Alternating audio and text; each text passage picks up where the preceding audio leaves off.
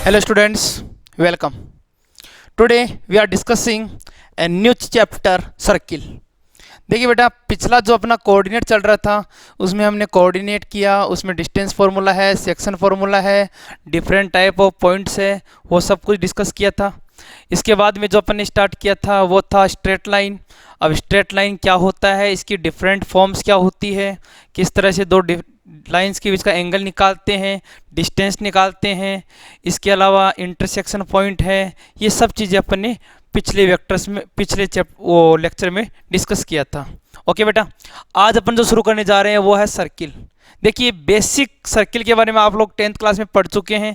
Area of circle क्या होता है, रेडियस क्या होता है, सरकमफेरेंस क्या होता है, आर्क क्या होता है, डायमीटर क्या होता है, ये सब आप ऑलरेडी डिस्कस कर चुके हैं। अपन जो यहाँ डिस्कस करने वाले हैं वो है आपका इक्वेशन ऑफ सर्किल, इसके अलावा डिफरेंट फॉर्म ऑफ सर्किल, इसके अलावा एंगल बिटवीन टू सर्किल, पर parallel line and perpendicular line, बहुत सारी चीज़ें अपन यहाँ डिस्कस करने वाले हैं। तो फर्स्ट ऑफ ऑल बता देते हैं सर्किल होता क्या चीज़ है, किसको बोलते हैं सर्किल। देखिए बेटा, suppose we have a point, एक पॉइंट है मेरे पास, फिक्स पॉइंट, मैं इसको फिक्स पॉइंट बोल रहा हूँ, और एक मेरे पास है मूविंग पॉइंट P, और इसके जो कोऑर्डिनेट है वो मान लेता हूँ x, y। तो ये जो पॉइंट P है, पॉइंट O के कोरोस्पॉन्डिंग एक पर्टिकुलर लोकस में मूव करता है। कहने का मतलब, अगर मैं इस पॉइंट P को O से मैच करता हूं तो एक फिक्स डिस्टेंस हो गया। इस फिक्स डिस्टेंस को कवर करते हुए पॉइंट P का जो लोकस है, ये लोकस किसको रिप्रेजेंट करता है, सर्किल को रिप्रेजेंट करता है। तो एक तरह से मैं डेफिनेशन बोलूं तो डेफिनेशन हो गया, the locus of a moving point with respect to fix point, the distance is constant, that is called circle. तो क्या डेफिनेशन हो गया, डेफिनेशन हो गया, a circle is the locus of a point which move from a fixed point। कहने का मतलब, एक फिक्स पॉइंट के कोरस्पॉन्डिंग मूविंग पॉइंट जब मूव करेगा तो एक पाथ, एक लोकस बनाएगा। इसी लोकस को क्या बोलते हैं, सर्किल। क्या बोलते हैं बेटा, सर्किल। और ये जो मूविंग पॉइंट और सर्किल के बीच का जो डिस्टेंस है, इस डिस्टेंस को बोलते हैं रेडियस। क्या बोलते हैं, रेडियस ऑफ सर्किल। यह आपने बेसिक कर रखा है। ओके, अगर मैं रेडियस का डबल कर देता हूं, तो जो पैरामीटर आता है इसको अपन बोलते हैं डायामीटर। रेडियस का डबल क्या हो गया बेटा, डायामीटर। ओके, इसके अलावा एरिया आप जानते हैं पाई आर स्क्वायर होता है, सर्किल का एरिया पाई आर स्क्वायर होता है। इसके अलावा सरकमफेरेंस, अगर मैं सरकमफेरेंस या पेरीमीटर की बात करूं, पेरीमीटर, तो इसका पेरीमीटर होता है बेटा 2 पाई आर। इसका जो टोटल लेंथ है सरकमफेरेंस का, ये कितना होता है, 2 पाई आर। इसके अलावा अगर मैं और इंफॉर्मेशन की बात करूं तो ये जो यहां से लेके यहां तक कट हो रहा है, इसको क्या बोलते हैं, आर्क। क्या बोलते हैं बेटा, आर्क। ये सेंटर पे सबस्टेंडेड एंगल होता है थीटा, और आर्क, थीटा और रेडियस में एक रिलेशन होता है, ये अपन ऑलरेडी कर चुके हैं। Arc upon radius, arc upon radius, theta equal to L upon r, length of arc upon radius. ये सब अपन ऑलरेडी डिस्कस कर चुके हैं, 10th क्लास में पढ़ चुके हैं। बट यहां जो अपन करने वाले हैं वो है first of all equation of a circle. तो देखिए, इक्वेशन ऑफ सर्किल, ये डेफिनेशन समझ में आ गया बेटा, डेफिनेशन समझ में आ गया। एक मूविंग पॉइंट को फिक्स पॉइंट के कोरस्पॉन्डिंग मूव कराते हैं तो ये जो लोकस बनता है, जो ये पाथ बनता है, इसी को क्या बोलते हैं, सर्किल बोलते हैं। ठीक है बेटा, यस।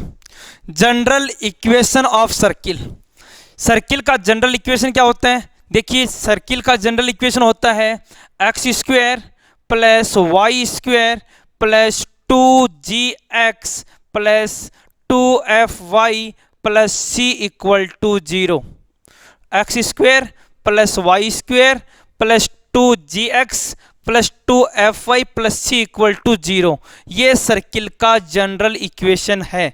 अब आप कहेंगे सर ये कहाँ से आया, कैसे जनरेट हुआ, हमें समझाइएगा। तो देखिए मैं इसको एक्सप्लेन कर देता हूँ कि सपोज आपके पास एक सर्किल है और ये पॉइंट आपने लिया था x, y, ये लिया था बेटा, और ये जो सर्किल है इसके अपन कोऑर्डिनेट ले लेते हैं, मान लीजिए g और f, माइनस का g माइनस का f, मैंने दो कोऑर्डिनेट एज्यूम कर लिए। तो ये माइनस जी माइनस एफ है, ये x, y है, इन दोनों के बीच की जो डिस्टेंस है इसको क्या बोलेंगे बेटा, r। तो आप दोनों के बीच में डिस्टेंस फॉर्मूला यूज कीजिए। तो डिस्टेंस फॉर्मूला क्या होता है, x माइनस x1 का square plus y minus y1 का square equal to r square, radius का स्क्वायर। इसको अपन जब सोल्व करेंगे तो ये बनेगा यहाँ से बेटा x स्क्वायर, यहाँ से बनेगा y स्क्वायर, यहाँ से बनेगा 2gx, यहाँ से बनेगा 2fy, यहाँ से बनेगा g स्क्वायर, यहाँ से बनेगा f स्क्वायर, ये माइनस का r स्क्वायर इक्वल टू 0। और ये जो g square F square minus r square है इसको मैंने एक कांस्टेंट से रिप्रेजेंट किया है, और वो कांस्टेंट क्या है, प्लस c। ठीक है बेटा। तो एक तरह से आपको दिमाग में रखना है कि इक्वेशन ऑफ सर्किल होता है x square plus y square plus 2gx plus 2fy plus c equal to 0। In that case, the center of circle is minus g comma minus f। इस इक्वेशन में सर्किल का centre क्या होगा, minus जी minus F. Minus जी क्या है बेटा, ये जो 2x है इसका हाफ, तो 2x के कोफिशिएंट का हाफ अपन ऐसा बोल सकते हैं कि x के कोफिशिएंट का हाफ 2g बनता है, तो 2g का हाफ कितना हो गया, g। तो यहाँ पे इसको मैं अदर लैंग्वेज में ऐसे लिख सकता हूँ, half of coefficient of x। ये जो x है, x के साथ में जो लिखा हुआ है इसको बोलते हैं कोफिशिएंट। तो x के कोफिशिएंट का half in negative comma half of coefficient of y, y के कोफिशिएंट का जो हाफ 2y है इसका हाफ। तो ये हो गया आपका centre of circle, centre of circle. क्या बताया बेटा मैंने आपको, दोबारा देख लीजिए। ये जो x का कोफिशिएंट है 2g, इसका हाफ हो गया g। f का कोफिशिएंट है 2f, इसका हाफ हो गया f। अगर ये प्लस में गिवन है तो सेंटर लिखेंगे माइनस में, और अगर माइनस में है तो इसको अपन कर देंगे प्लस में। एक छोटा सा एग्जांपल लेते हैं, यहाँ से आप करेंगे। लेकिन एक और इम्पोर्टेंट बात बता देता हूँ इसमें, वो है radius of circle. Radius of circle क्या होता है, रेडियस ऑफ सर्कल होता है बेटा अंडर रूट ऑफ, अभी अपन ने किया था g square plus f square minus c. क्या बोला, radius of circle under root of g square plus f square minus c. तो ये दोनों आपको याद रखने हैं parameter, centre of circle and radius of circle. अब इसका एक छोटा सा एग्जांपल लेते हैं। देखो क्वेश्चन आ गया, फाइंड सेंटर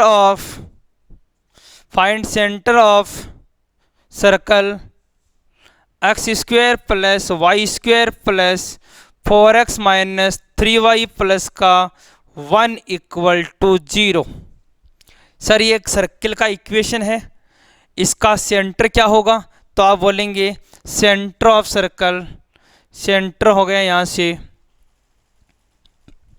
x के कोफिशिएंट का हाफ, तो 4 का हाफ कितना हो गया 2, प्लस में है तो आप माइनस कर दो, कॉमा y के कोफिशिएंट का हाफ, y का कोफिशिएंट कौन है 3 का हाफ 3/2 माइनस है तो प्लस कर दो, ये आपका सेंटर ऑफ सर्किल बन गया। अब अगर रेडियस पूछे तो radius r equal to under root of g square minus 2 का स्क्वायर प्लस एफ स्क्वायर 3/2 का स्क्वायर माइनस सी का वैल्यू कितना है 1। Then radius is r equal to that is 16 plus 9 minus 1 divide by 4। The answer will be 25 minus 1 24 root 24 upon 4 means root of 6। तो radius of circle कितना आ गया बेटा root of 6। तो इस तरह से आप जब भी कोई इक्वेशन आता है तो आप हमेशा x के कोफिशिएंट का हाफ और y के कोफिशिएंट का हाफ करेंगे तो रेडियस आएगा। अब जनरली यहाँ पे स्टूडेंट गलती क्या करते हैं, गलती ये करता है कि ये जब दोनों इक्वेशन का कंपैरिजन करते हैं तो मोस्ट इंपॉर्टेंट ये है कि एक्स स्क्वायर और वाई स्क्वायर के कोफिशिएंट सेम होने चाहिए और यहाँ पे जो कोफिशिएंट ले रखे मैंने वो क्या होने चाहिए यूनिट होने चाहिए। क्या होने चाहिए यूनिट, मतलब 1 होना चाहिए, तभी आप डायरेक्टली सेंटर माइनस जी माइनस एफ कर सकते हैं। और अगर यहाँ पे कुछ लिखा हुआ है तो आप सेंटर माइनस जी माइनस एफ नहीं कर सकते। जैसे एक छोटा सा एग्जांपल है, देखिए मान लीजिए अपने पास क्वेश्चन आ गया 2x square plus 2y square plus 4x plus का 2y minus 1 equal to 0। Sir इसका सेंटर क्या होगा? तो बच्चे जनरली गलती ये करते हैं, डायरेक्टली x का कोफिशिएंट का हाफ और y के कोफिशिएंट का हाफ कर देते हैं और ये रॉन्ग हो जाता है। क्यों बेटा? बिकॉज आप कंपेयर कर रहे हैं स्टैंडर्ड इक्वेशन से। तो स्टैंडर्ड इक्वेशन में आप देखेंगे यहाँ पे क्या लिखा हुआ है, एक्स स्क्वायर के पास में 1, वाई स्क्वायर के कोफिशिएंट 1, तो आप दोनों से डिवाइड कर देंगे, 2 से डिवाइड कर देंगे तो ये कंप्लीटली इक्वेशन 2 से डिवाइड होगा। तो ये क्या हो जाएगा बेटा, ये बन जाएगा आपका x square plus y square plus 2x plus y minus 1/2 equal to 0। क्या किया बेटा मैंने? पूरी इक्वेशन को 2 से डिवाइड कर दिया। अब आप इस जनरल इक्वेशन से कंपैरिजन कर सकते हैं, x square Y square 2gx 2fyc कर सकते हैं।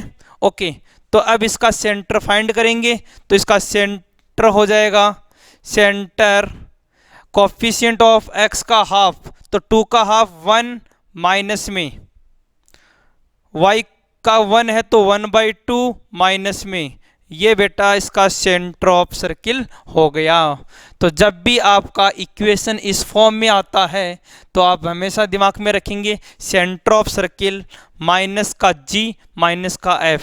g क्या होता है? x के कोफिशिएंट का हाफ, f क्या होता है? y के कोफिशिएंट का हाफ। क्लियर है यहाँ तक? अच्छा, अब कहीं कहीं किसी बच्चे के ये दिमाग में आ रखा होगा कि सर आपके यहाँ पे 2 और 2 था तो आपने 2 से डिवाइड कर दिया। मान लीजिए यहाँ 2 की बजाय 3 होता तो क्या करते? तो मैं आपको बता देता हूँ बेटा नॉलेज के लिए, अगर यहाँ पे 3 होता यहाँ 2 होता तो ये इक्वेशन ऑफ सर्किल नहीं होता, इक्वेशन ऑफ सर्किल नहीं होता। अगर इक्वेशन ऑफ सर्किल है इसके लिए डेफिनेटली इन दोनों के कोफिशिएंट हमेशा क्या होने चाहिए? सेम होने चाहिए, दोनों के कोफिशिएंट सेम होने चाहिए। ये कंडीशन लिखाऊंगा मैं अभी आगे, लेकिन अभी दिमाग में ये रखें कि एक्स स्क्वायर वाई स्क्वायर के कोफिशिएंट सेम होने चाहिए एंड नॉन जीरो होने चाहिए, तब जाके ये स्टैंडर्ड इक्वेशन बनेगा सर्किल का। और अगर ये स्टैंडर्ड इक्वेशन सर्किल का है तो इसका सेंटर और इसका रेडियस अपन इजीली फाइंड कर सकते हैं। ओके बेटा, one more example. Yes, there is the question 3x square plus y square plus 2x plus 5y minus 2 equal to 0. What is center? What is radius. Radius क्या होगा, centre क्या होगा, ये दोनों आपको बताना है। तो क्या करेंगे बेटा, फर्स्ट ऑफ ऑल सबसे पहले ये देखिए कि जो गिवन इक्वेशन है वो आपका स्टैंडर्ड फॉर्म में है क्या। स्टैंडर्ड फॉर्म क्या था आपका, x की पावर 2 y की power 2 2gx 2fy plus c equal to 0, ये वाला फॉर्म था बेटा। इन दोनों के कोफिशिएंट क्या थे, 1 थे। तो आप बोलेंगे सर ऐसा तो नहीं है, तो ऐसा नहीं है तो बना लेंगे। अब बनाएंगे कैसे, इसके लिए अपन ऑल इक्वेशन को डिवाइड कर देंगे बाई 3। 3 से डिवाइड करेंगे बेटा।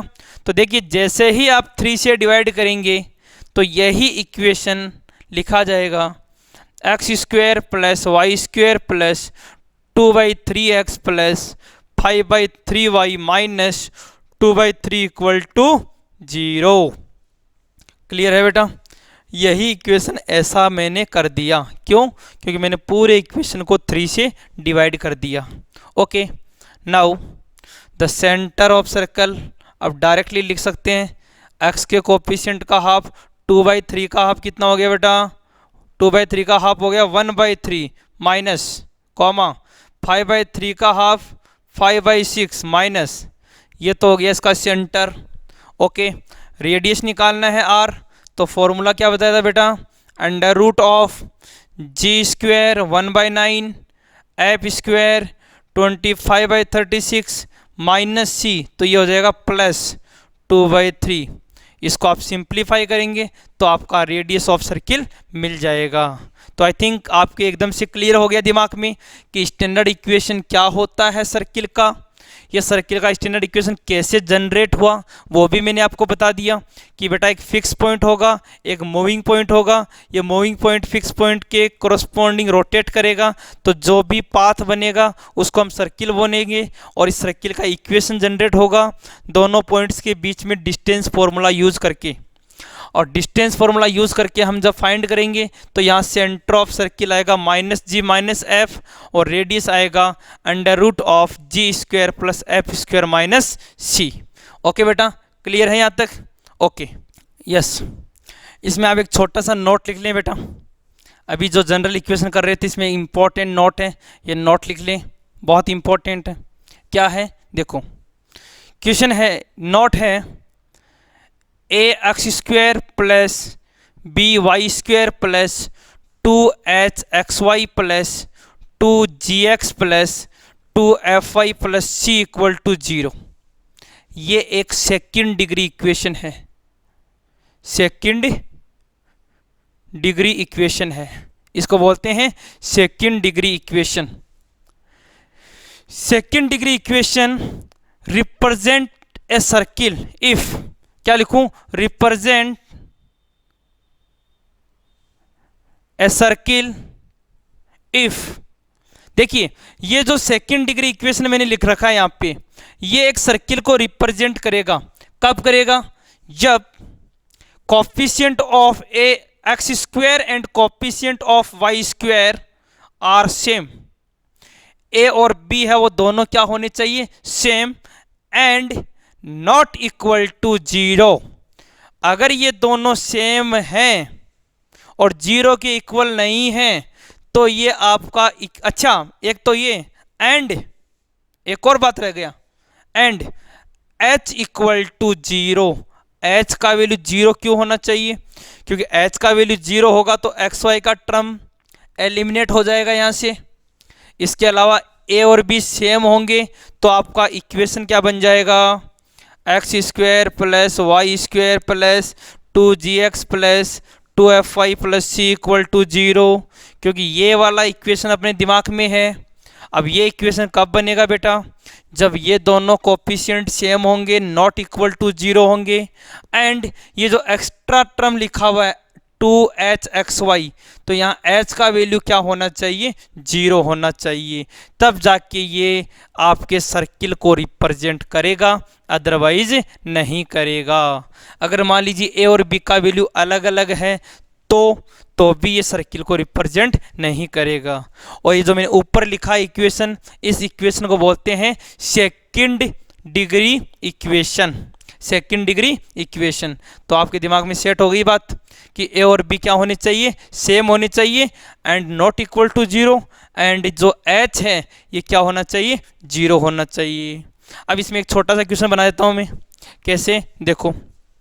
क्वेश्चन ये आ जाता है इस वाले नोट पे, देखिए जो मैंने नोट लिखा है फर्स्ट, इस पे क्वेश्चन ये आ जाता है, ये लिख लिया बेटा, नोट कर लेना, बहुत ही इंपॉर्टेंट है।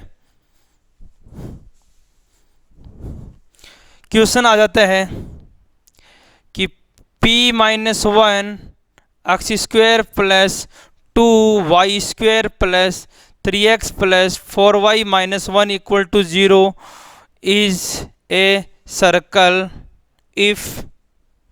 अब यहाँ पे कंडीशन होती है अलग अलग, p इक्वल टू 1 या p equal to 2, p equal to 3 या p इक्वल टू 0, इस टाइप के ऑप्शन होते हैं।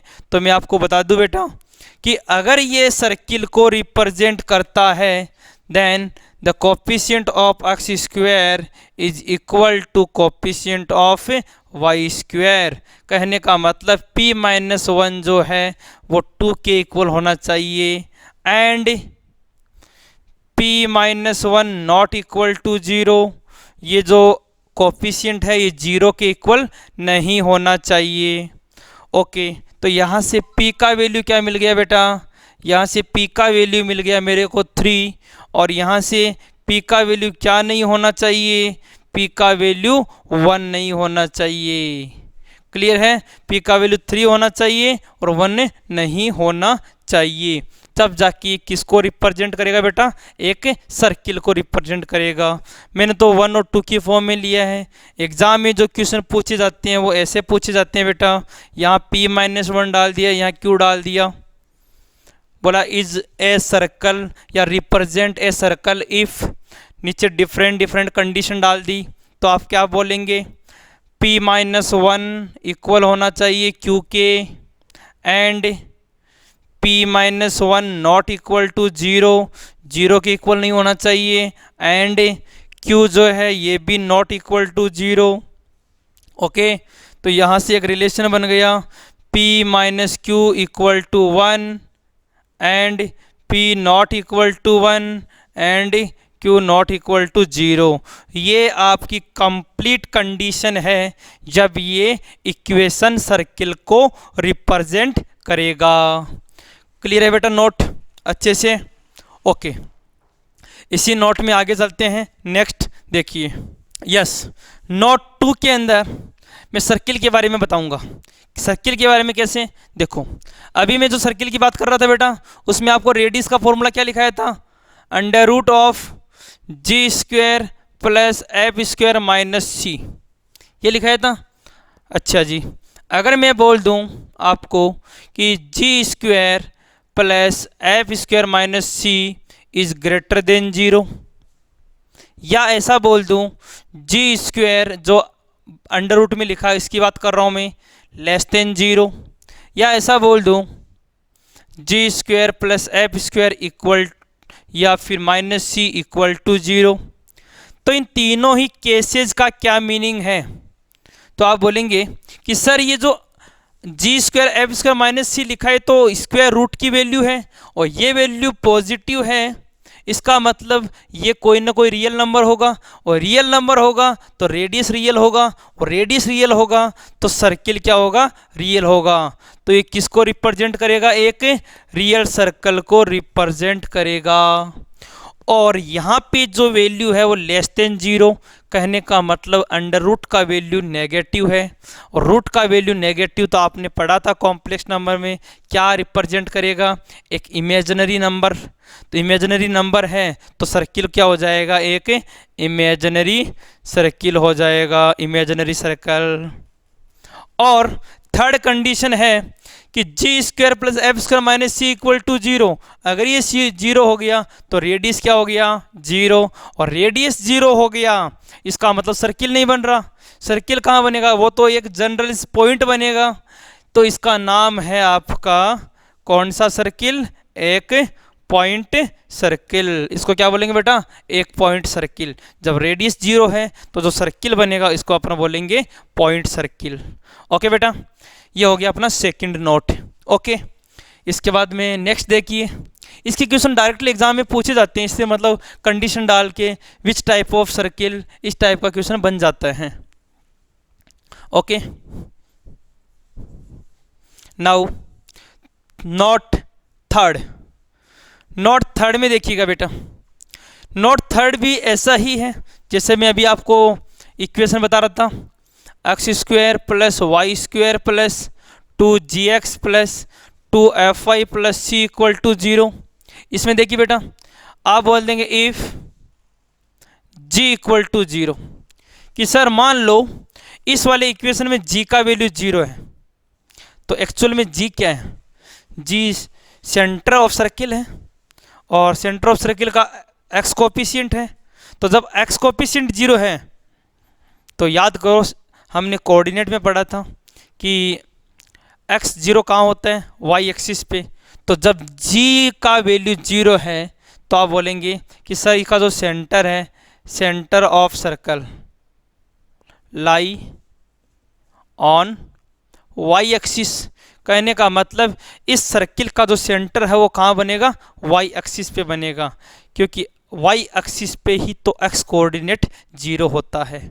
Okay, now if f equal to 0, अब f कौन होता है, सेंटर ऑफ सर्किल में y कोऑर्डिनेट होता है, अब y कोऑर्डिनेट 0 है, इसका मतलब centre of circle lie on x axis. Circle का सेंटर कहाँ लाई करेगा, x एक्सिस के ऊपर लाई करेगा। और बेटा अगर c का वैल्यू 0 है, c का वैल्यू 0 है, तो ध्यान से देखिए पूरे इक्वेशन में c का वैल्यू 0 आते ही हर टर्म में वेरिएबल हैं x और y वेरिएबल हैं। इसका मतलब ये जो इक्वेशन है ये 0 0 मतलब ओरिजिन को सेटिस्फाई करेगा। तो आप क्या बोलेंगे, सर्किल पासेज थ्रू, सेटिस्फाई करने का मतलब होता है पास करना, तो Passage through origin, circle Passage through origin. Circle किसको पास करेगा बेटा, ओरिजिन को पास करेगा। तो ये यहाँ पे मैंने नोट थर्ड में 3 कंडीशन आपको बता दी। ओके बेटा, आगे चलते हैं। देखो यस बेटा, देखिए एक छोटा सा क्वेश्चन है, if 6, -3 is the one extremities of diameter of the circle x square plus y square minus 3x minus 8y minus 4 equal to 0, then its other extremities। कहने का मतलब ये है बेटा कि एक सर्किल है जिसमें डायमीटर का एक एक्सट्रीमिटीज मतलब एक पॉइंट 6, -3 है। दूसरा पॉइंट क्या होगा, ये दूसरा वाला पॉइंट आपको पूछा है, h, k मान लिया, ये दूसरा पॉइंट आपको पूछा है। अब आप कहेंगे सर एक पॉइंट गिवन है डायमीटर का, दूसरे डायमीटर का पॉइंट पूछा है, कैसे फाइंड करें। तो ध्यान से देखिए बेटा, क्या आप इस सर्किल के इक्वेशन से इसका सेंटर निकाल सकते हैं? यस, बिल्कुल निकाल सकते हैं इसका सेंटर। कैसे? x के कोफिशिएंट का हाफ, तो ये हो गया 3/2, तो ये सेंटर हो गया 3/2। y के कोफिशिएंट का हाफ 4, तो ये क्या हो गया बेटा 4। तो ध्यान से देखो बेटा, ये जो सेंटर होता है वो डायमीटर का क्या होता है, मिड पॉइंट होता है। तो कॉन्सेप्ट यूज आ गया सेक्शन फॉर्मूला। कैसे करेंगे, मिड पॉइंट वाले कॉन्सेप्ट से। 6 प्लस का h/2 equal to 3/2, second -3 plus का k/2 इक्वल टू 4। और यहाँ से आप h और k का वैल्यू निकाल सकते हैं, जो क्या होगा इसका सेकंड एक्सट्रीमिटीज होगा। तो ये था बेटा एक सर्किल का बेसिक, जिसमें अपन ने सर्किल का जनरल इक्वेशन किया, उससे रिलेटेड कुछ कंडीशंस और कुछ इम्पोर्टेंट नोट्स हमने लिखे। ओके, नेक्स्ट लेक्चर में अपन करेंगे इसकी properties, different form of equation और कुछ स्टैंडर्ड फॉर्म। अभी के लिए इतना ही। Thank you. जय हिंद, जय भारत।